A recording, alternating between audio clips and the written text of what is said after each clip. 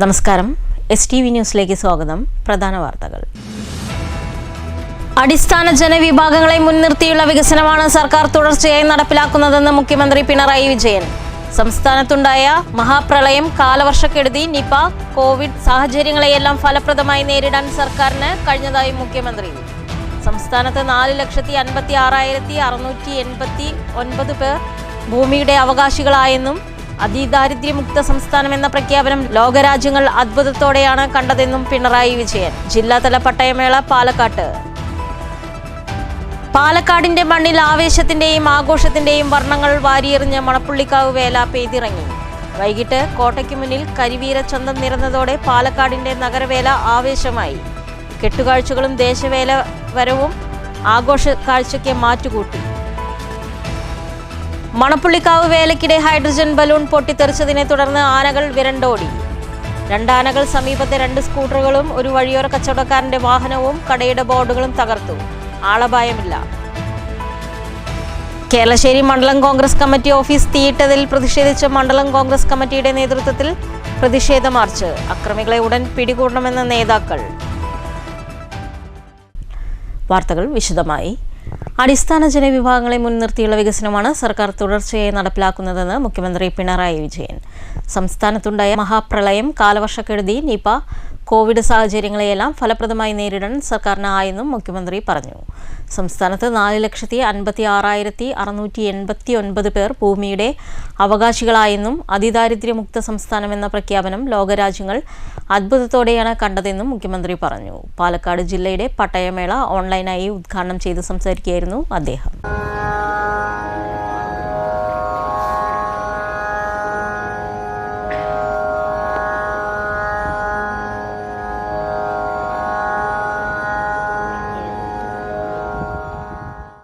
ജാതിമത രാഷ്ട്രീയ വ്യത്യാസങ്ങളില്ലാതെ ജനങ്ങൾ ആരോഗ്യപരമായി ചിന്തിക്കുകയാണ്.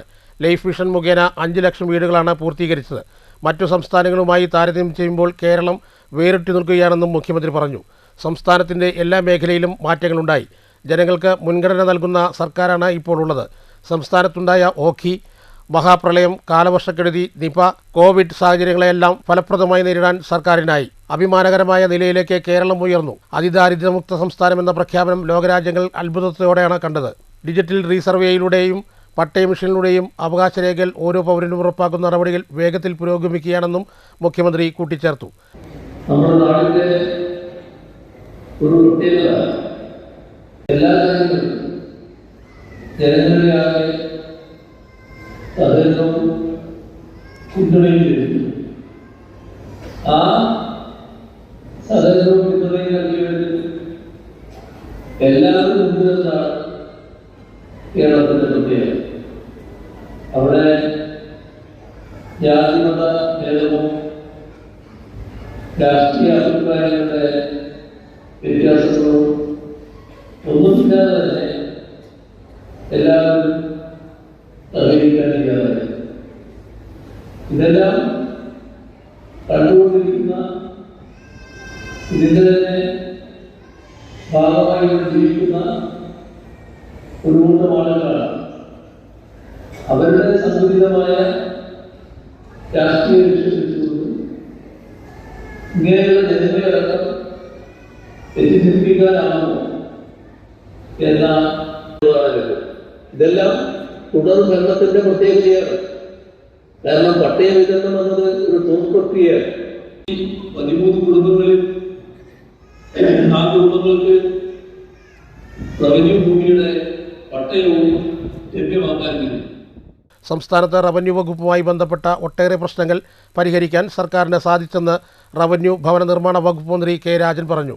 ജില്ലാതല പട്ടയമേളയിൽ ഓൺലൈനായി അധ്യക്ഷത വഹിച്ച് സംസാരിക്കുകയായിരുന്നു മന്ത്രി.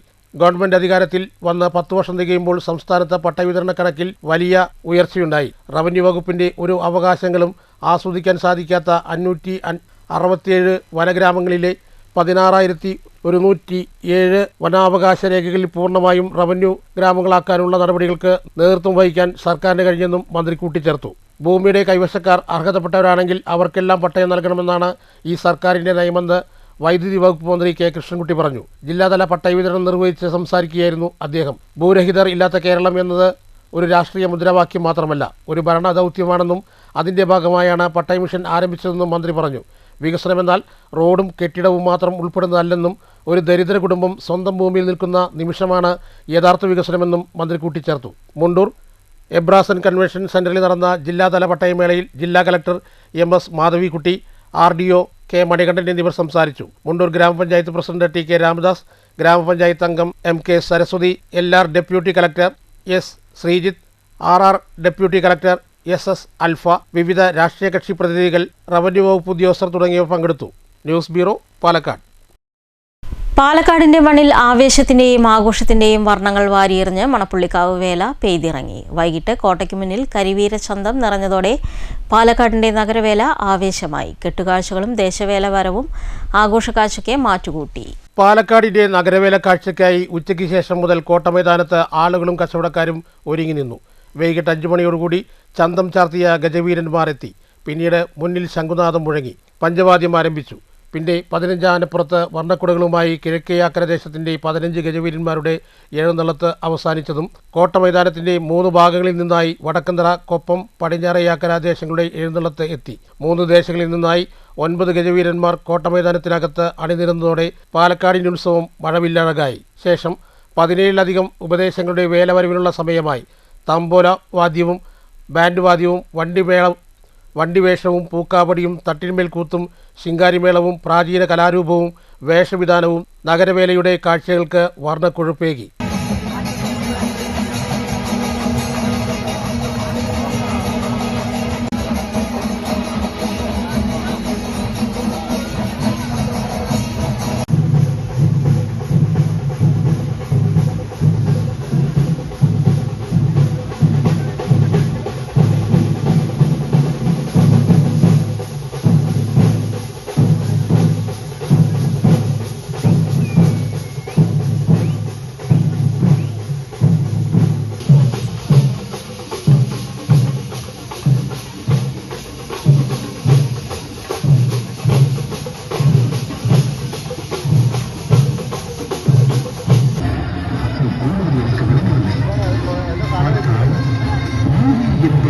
വൈകുന്നേരത്തോടുകൂടി ഇരുണ്ടുകൂടിയ കാർമേഘങ്ങൾക്കു നടുവിൽ ആനപ്പുറത്ത് അഴകിൻ്റെ ആലവട്ടം വീശിയപ്പോൾ പാലക്കാടിൻ്റെ വേനൽമഴ പോലും നഗരത്തിൽ പെയ്തിറങ്ങാൻ ഒന്ന് മടിച്ചു. രാത്രി 9 മണിയോടുകൂടി ദേശവേലകൾ ഉപചാരം ചൊല്ലിപ്പിരിഞ്ഞതോടെ ഈ വർഷത്തെ മണപ്പുള്ളിക്കാവ് വേലയ്ക്ക് പരിസമാപ്തിയായി. News bureau, Palakkad. മണപ്പുള്ളിക്കാവ് വേലയ്ക്കിടെ ഹൈഡ്രജൻ ബലൂൺ പൊട്ടിത്തെറിച്ചതിനെ തുടർന്ന് ആനകൾ വിരണ്ടോടി. 2 ആനകൾ സമീപത്തുള്ള 2 സ്കൂട്ടറുകൾ, ഒരു വഴിയോര കച്ചവടക്കാരന്റെ വാഹനം, കടയുടെ ബോർഡുകൾ എന്നിവ തകർത്തു. നേരത്തെ ഡ്രോൺ ക്യാമറകൾ, ഹൈഡ്രജൻ ബലൂണുകൾ, ലേസർ ലൈറ്റുകൾ ഉൾപ്പെടെ വിലക്കിക്കൊണ്ട് സംഘാടകർക്ക് അറിയിപ്പ് നൽകിയിരുന്നു. വേലയ്ക്കിടെ ബലൂൺ പൊട്ടിത്തെറിച്ചതിനെ തുടർന്ന് ആനകൾ വിരണ്ടോടി. ഇന്നലെ വൈകിട്ട് കിഴക്കേയാക്കര ദേശത്തിൻ്റെ 15 ആനകളുടെ കോട്ടയ്ക്ക് മുന്നിലെ കുടമാറ്റം കഴിഞ്ഞ ശേഷം തിരിച്ചെഴുന്നള്ളതിനിടെയാണ് സംഭവം. ലക്ഷ്മി ആശുപത്രിക്ക് സമീപത്ത് വെച്ച് റോഡരികിൽ നിന്നിരുന്ന ആളുകളുടെ കയ്യിലുണ്ടായിരുന്ന ഹൈഡ്രജൻ ബലൂൺ പൊട്ടിത്തെറിച്ച് തീഗോളമായി പടരുകയായിരുന്നു. ഇത് കണ്ടതും സമീപത്തുണ്ടായിരുന്ന 5ലധികം ആനകൾ ഭയന്നോടി. പാപ്പാന്മാരുടെ സംയോജിതമായ ഇടപെടലിനെ തുടർന്ന് ആനകൾ ശാന്തമായതോടെ കൂടുതൽ അപകടമുണ്ടായില്ല. 2 ആനകൾ, സമീപത്തുള്ള 2 സ്കൂട്ടറുകൾ, ഒരു വഴിയോര കച്ചവടക്കാരൻ്റെ വാഹനം, കടയുടെ ബോർഡുകൾ എന്നിവ തകർത്തു. ആന വിരണ്ടതോടെ പരിഭ്രാന്തിരായ ആളുകളും ഭയന്നോടി. എലഫന്റ് സ്ക്വാഡും പോലീസും സംഘാടകരും ചേർന്ന് രംഗം ശാന്തമാക്കാൻ ഏറെ പണിപ്പെട്ടു. അരമണിക്കൂറിന് ശേഷമാണ് വിരണ്ടോടിയ 2 ആനകളെയും തളച്ചത്. 5 ആനകൾക്ക് പകരമായി 3 ആനയെ മാത്രം എഴുന്നള്ളിച്ചാണ് ക്ഷേത്രത്തിൽ പാണ്ടിവളം കൊട്ടി എഴുന്നള്ളത്ത് അവസാനിപ്പിച്ചത്. ആനയെ പരിഭ്രാന്തിയിലാഴ്ത്തുന്ന ഡ്രോൺ ക്യാമറകൾ, ഹൈഡ്രജൻ ബലൂണുകൾ, ലേസർ ലൈറ്റുകൾ ഉൾപ്പെടെയുള്ളവ വിലക്കിക്കൊണ്ട് പോലീസ് സംഘാടകർക്ക് അറിയിപ്പ് നൽകിയിരുന്നു. എന്നാൽ ഹൈഡ്രജൻ ബലൂണിൻ്റെ വിൽപ്പന നിയന്ത്രിക്കാൻ സംഘാടകർക്കും പോലീസിനും കഴിഞ്ഞില്ല. News bureau, Palakkad. കേരളശ്ശേരി മണ്ഡലം കോൺഗ്രസ് കമ്മിറ്റി ഓഫീസ് തീയിട്ടതിൽ പ്രതിഷേധിച്ച് മണ്ഡലം കോൺഗ്രസ് കമ്മിറ്റിയുടെ നേതൃത്വത്തിൽ പ്രതിഷേധ മാർച്ചും പൊതുയോഗവും നടത്തി. അക്രമികളെ ഉടൻ പിടികൂടണമെന്ന് കോൺഗ്രസ് നേതാക്കൾ ആവശ്യപ്പെട്ടു. കഴിഞ്ഞ ദിവസം രാത്രിയുടെ മറവിലാണ് ചിലർ കോൺഗ്രസ് ഓഫീസിന് മണ്ണെണ്ണ ഒഴിച്ച് തീയിട്ടതായി കോൺഗ്രസ് ഭാരവാഹികൾ ആരോപിക്കുന്നത്. കോൺഗ്രസ് ഓഫീസിൻ്റെ മുൻവാതിൽ ഭാഗികമായി കത്തിനശിച്ചു. ഓഫീസിന് മുന്നിൽ സ്ഥാപിച്ച ബോർഡുകളും ബാനറുകളും ആർച്ചും കൊടിമരവും കത്തിനശിച്ചു. കത്തിക്കാൻ ഉപയോഗിച്ച മണ്ണെണ്ണ കുപ്പിയും സാമഗ്രികളും പോലീസ് കണ്ടെടുത്തു. SP-യുടെ നേതൃത്വത്തിലുള്ള പോലീസ് സംഘം സ്ഥലത്തെത്തി പരിശോധന നടത്തുകയും ചെയ്തു. ഫോറൻസിക് വിഭാഗത്തിന്റെ അന്വേഷണത്തിന് നിർദ്ദേശിച്ചിട്ടുണ്ട്.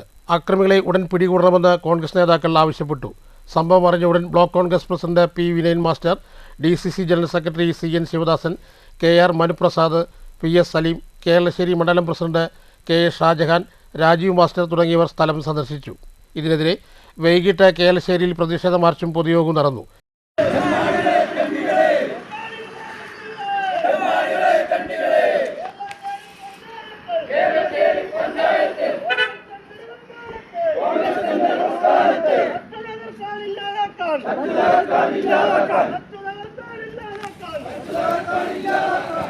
ഇതിന്റെ സാഹചര്യം, ഇവിടെ ഉണ്ടായ സമരം, ഇവിടെ ഉണ്ടായ പ്രതിഷേധം, ആ പ്രതിഷേധത്തിന്റെ മറവിലുണ്ടായ അക്രമം ഇതിവിടെ മാത്രമല്ല.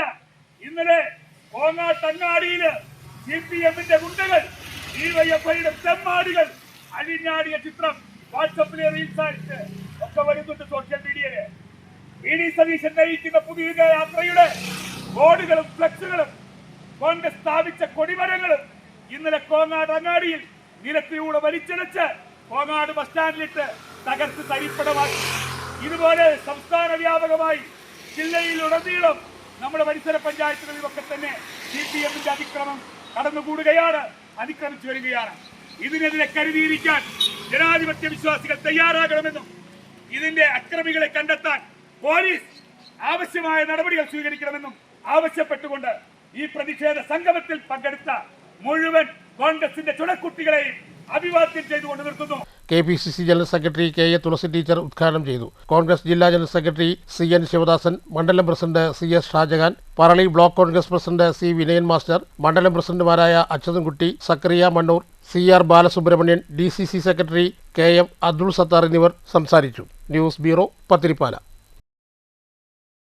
ഷൊർണൂർ ഗവൺമെന്റ് പ്രസ് എംപ്ലോയീസ് സഹകരണ സംഘം ഭരണസമിതിയിലേക്കുള്ള തെരഞ്ഞെടുപ്പിലേക്ക് ഒരുങ്ങി. ഇടതു സഹകരണ മുന്നണിയും സഹകരണ ജനാധിപത്യ മുന്നണിയുമാണ് 28-ന് ശനിയാഴ്ച നടക്കുന്ന തെരഞ്ഞെടുപ്പിൽ മത്സരിക്കുക.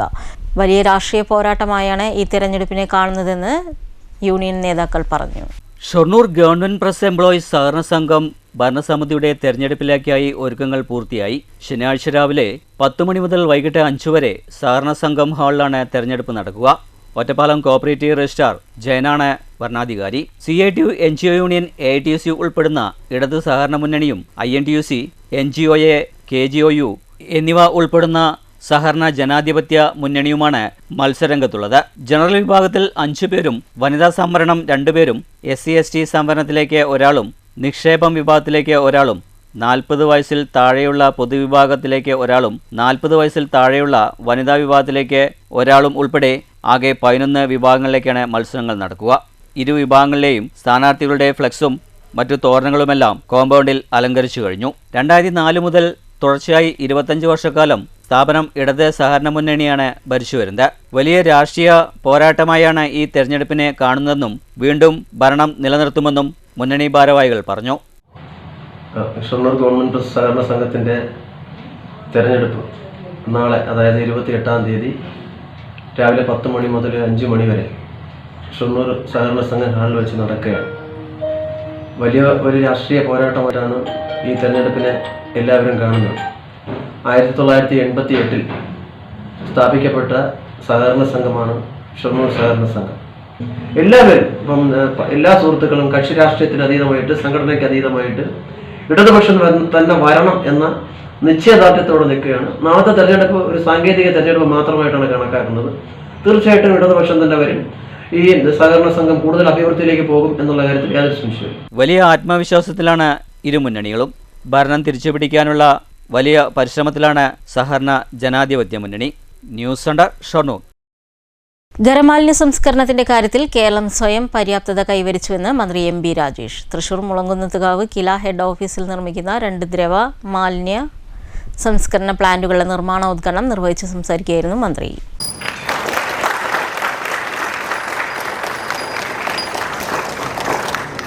കേരളത്തിൽ 6 മാസങ്ങൾ കൊണ്ട് മാലിന്യങ്ങൾ പൂർണ്ണമായും സംസ്കരിക്കുന്നതിന് വേണ്ട സംവിധാനങ്ങൾ ഉണ്ടാക്കും.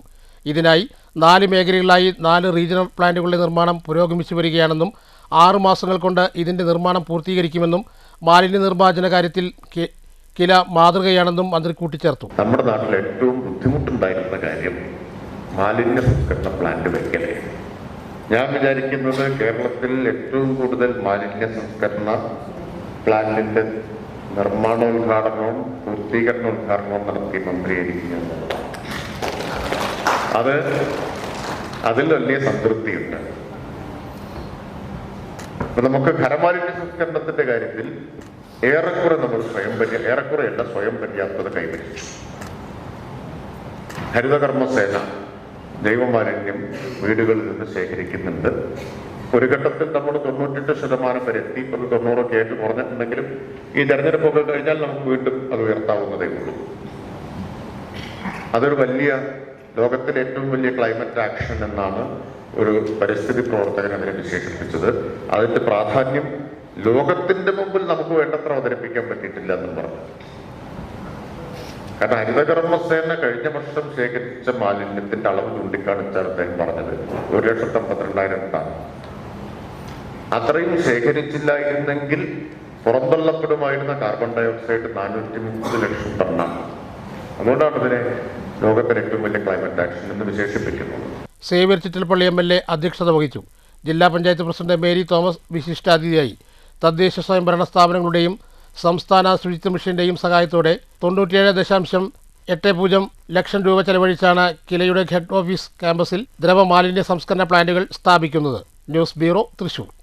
കോട്ടയം ചെമ്പൈ ഏകദേശി സംഗീതോത്സവം തുടരുന്നു. ചൊവ്വാഴ്ച തുടങ്ങിയ സംഗീതോത്സവം വെള്ളിയാഴ്ച രാത്രി 10-ന് സമാപിക്കും. രാത്രി 9:30-ന് CS അനിരൂപും പാർവതി ദിലീപും ചേർന്ന് അവതരിപ്പിക്കുന്ന വയലിൻ കച്ചേരിയോടെയാണ് സംഗീതോത്സവത്തിന് തിരശ്ശീല വീഴുക.